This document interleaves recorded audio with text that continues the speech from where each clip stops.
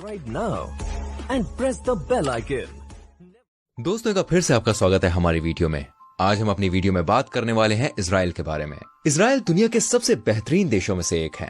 उसकी सेना सबसे ताकतवर सेना में से एक है। वहाँ की अर्थव्यवस्था दुनिया की सबसे स्टेबल अर्थव्यवस्था में से एक है। पर क्या इजराइल हमेशा से इतना डेवलप, अमीर और ताकतवर था? दोस्तों, इजराइल की जनसंख्या तकरीबन 87 लाख है, जो कि चेन्नई शहर की जनसंख्या के बिल्कुल बराबर है। और इजराइल का क्षेत्रफल 22,145 वर्ग किलोमीटर है, यानी कि पूरा इजराइल देश 12 बार महाराष्ट्र में समा सकता है। इजराइल के बारे में समझने के लिए हमें इजराइल के इतिहास को समझना होगा। 20वीं सदी की शुरुआत में यहूदियों का वर्चस्व खत्म हो गया था और यहूदियों के गुरु और नेताओं ने अपने धर्म और संस्कृति को बचाने के लिए एक अलग देश बनाने का निर्णय लिया। यहूदी फिलिस्तीन के प्राचीन पवित्र भूमि पर ही अपना देश स्थापित करना चाहते थे। 1903 तक लगभग 35,000 यहूदी पूरी दुनिया में फिलिस्तीन में आकर रहने लगे। 1914 तक 40,000 और यहूदी आ चुके थे। वर्ल्ड वॉर चल रहा था और हिटलर के आदेश पर लाखों यहूदियों का नरसंहार हो चुका था। ऐसे में जो यहूदी बचे थे वो भी फिलिस्तीन आ गए। संयुक्त राष्ट्र ने 1947 में फिलिस्तीन को एक यहूदी और अरब राज्य में विभाजित करने की योजना को मंजूरी दी, लेकिन अरब देशों ने इसे रिजेक्ट कर दिया। मई 1948 में इजराइल को ऑफिशियल स्वतंत्र राज्य घोषित किया गया था। इजराइल एक मिडिल ईस्ट देश है और इजराइल के चारों ओर अरबी देश हैं। 1948 से लेकर 1966 तक इजराइल और अरबी देशों में छोटी मोटी जंग चलती रही। 13 मई 1967 के दिन सोवियत यूनियन यानी रूस ने इजिप्ट को गलत खबर दी कि इजराइल सीरिया पर हमला करने वाला है। इजिप्ट ने तुरंत संयुक्त राष्ट्र की पीस कीपिंग आर्मी को वापस जाने को कहा। इजराइल को भी इस बात की खबर पड़ गई थी कि इजिप्ट उन पर हमला करने वाला है और पूरे मिडिल ईस्ट में जंग सा माहौल था। अगले 4 दिनों में इजिप्ट, इजराइल, सूडान और जॉर्डन ने अपनी सेनाओं को जुटाना शुरू कर दिया। इराक ने भी अपनी सेना को जॉर्डन भेज दिया था और सऊदी अरब भी चाहता था कि वो भी इस जंग में हिस्सा ले। 2 हफ्ते बाद इजराइल में सरकार बनाई गई और लेवी एशकोल इजराइल के प्रधानमंत्री चुने गए। अकेले इजराइल के सामने इजिप्ट, सूडान, जॉर्डन, सीरिया और इराक थे। दोनों पक्षों की मिलिट्री स्ट्रेंथ में काफी अंतर था। इजराइल के 1 लाख सैनिकों के सामने अरबी देशों के अलायंस के पास 2,40,000 सैनिक थे। इजराइल के 300 लड़ाकू विमान के सामने 957 लड़ाकू विमान और 800 टैंक्स के सामने अरबी देशों के पास करीब 2,504 टैंक्स थे। क्या लगता है दोस्तों आपको, कौन जीता होगा इस जंग में? चलिए मैं आपको आगे बताता हूँ।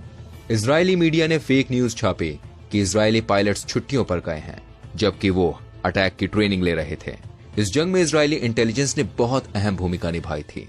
इजराइल ने सबसे पहले अमेरिकी एम्बेसी को नष्ट किया ताकि अमेरिका को उनकी योजनाओं का पता न चले। 5 जून को इजराइल ने अपने 200 लड़ाकू विमान के साथ इजिप्ट पर हमला किया और इजराइल ने सिर्फ 3 घंटों में इजिप्ट के 338 लड़ाकू विमान को नष्ट कर दिया। बदले में जॉर्डन और सीरियाई वायुसेना ने इजराइल पर हमला किया, पर फिर भी इजराइल ने जॉर्डन और सीरिया के सारे लड़ाकू विमान तबाह कर दिए। हवाई जंग में इजराइल का दबदबा था।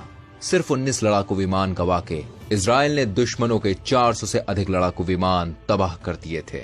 इजराइल की इंटेलिजेंस एजेंसी, प्रधानमंत्री और बहादुर कमांडर्स की वजह से इजराइल ये जंग सिर्फ 6 दिन में जीत गया था। बीच जंग में लेबनान ने भी अरबी देशों का साथ दिया, पर लेबनान भी पूरी तरीके से हार गया।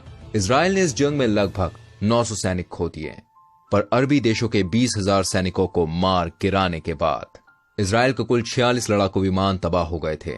पर अरबी देशों के 470 से अधिक लड़ाकू विमान तबाह करने के बाद जंग के पहले इजराइल का क्षेत्रफल सिर्फ 9,000 वर्ग किलोमीटर था और जनसंख्या अरबी देशों के मुकाबले सिर्फ 2% थी।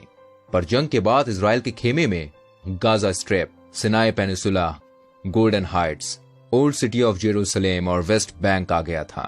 साथ ही साथ 10 लाख अरबी नागरिक भी इजराइल के डायरेक्ट अंडर में आ गए थे और जंग के बाद इजराइल का क्षेत्रफल 9,000 से बढ़कर 20,000 वर्ग किलोमीटर हो गया।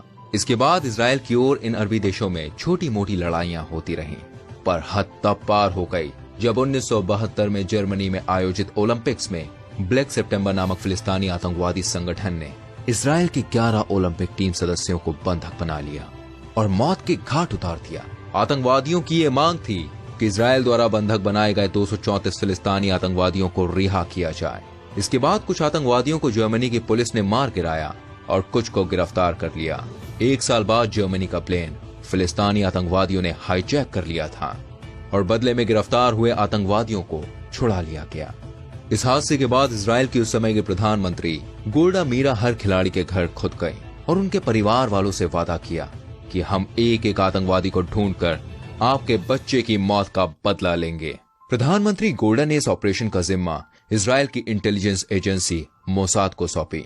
मोसाद ने इजरायली कमांडोज के साथ मिलकर एक एक आतंकवादी को ढूंढा और मार डाला। इसके बाद 1976 में इजराइल से पेरिस के लिए रवाना हुई एयरबस A300 हवाई विमान को फिलिस्तीनी आतंकवादियों ने हाईजैक कर लिया और युगांडा सरकार के समर्थन से विमान को युगांडा में लैंड करा दिया गया। इस हवाई जहाज में कुल 248 लोग थे, जिसमें से 94 यहूदी थे, 12 क्रू मेंबर और बाकी अन्य धर्म के लोग थे। कुछ समय बाद अन्य धर्म के लोगों को वापस पेरिस भेजा गया और यहूदियों और क्रू मेंबर्स को आतंकवादियों द्वारा मारने की धमकी दी गई। आतंकवादियों की मांग थी कि इजराइल 40 फिलिस्तीनी आतंकवादियों को रिहा करे।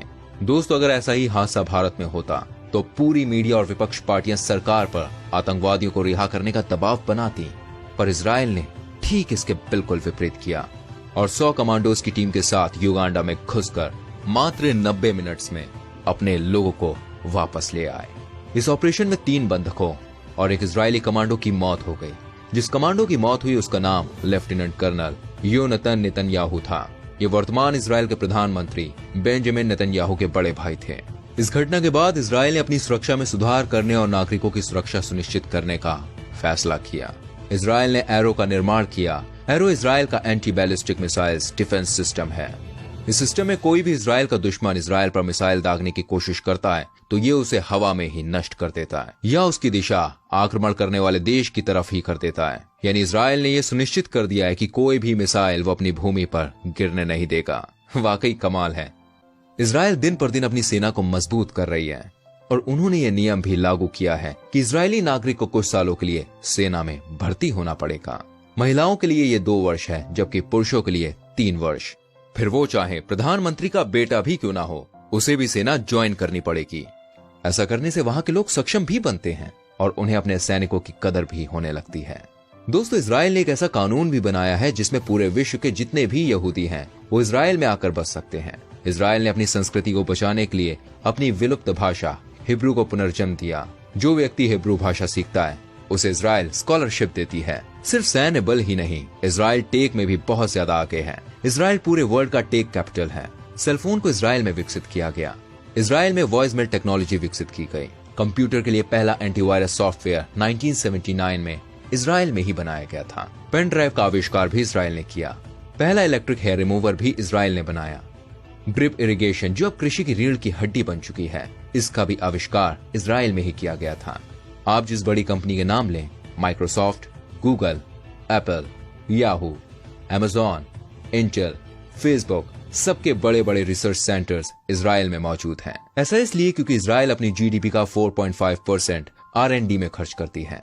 इजराइल देश पैसा अपने लोगों पर ही खर्च करता है ताकि वो स्वस्थ और सक्षम रहें, जिसकी वजह से आज कोई भी इजरायली इजराइल छोड़कर दूसरे देशों में काम करने नहीं चाहता। वो वहीं पढ़ता लिखता है और अपने देश की तरक्की में योगदान देता है, जिसके परिणाम स्वरूप आज इजराइल में लाइफ एक्सपेक्टेंसी 82 वर्ष है। अमेरिका, फ्रांस और जर्मनी की तुलना में इजराइल में प्रति व्यक्ति नोबेल पुरस्कार सबसे ज्यादा हैं। भारत, स्पेन और चीन में करोड़ों की जनसंख्या है और इजराइल में सिर्फ 87 लाख की जनसंख्या होने के बावजूद इन देशों से ज्यादा नोबेल पुरस्कार विजेता इजराइल के हैं। इजराइल में लगभग 93% घरों में पानी गर्म करने के लिए सोलर एनर्जी का उपयोग होता है, जो दुनिया में सबसे अधिक है। इजराइल अपनी संस्कृति का भी बराबर ध्यान रखता है, इसलिए ही इजराइल में पर कैपिटा म्यूजियम्स की संख्या सबसे अधिक है। इजराइल की गाय दुनिया के लगभग किसी भी देश की तुलना में अधिक दूध का उत्पादन करती है। वो बस साउथ कोरिया से थोड़ा पीछे है।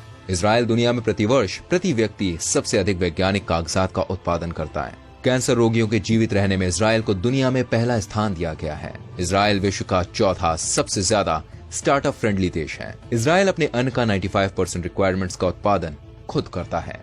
ये सूची बहुत ही ज्यादा लंबी है दोस्तों, जिसे हम इस वीडियो में कवर नहीं कर सकते।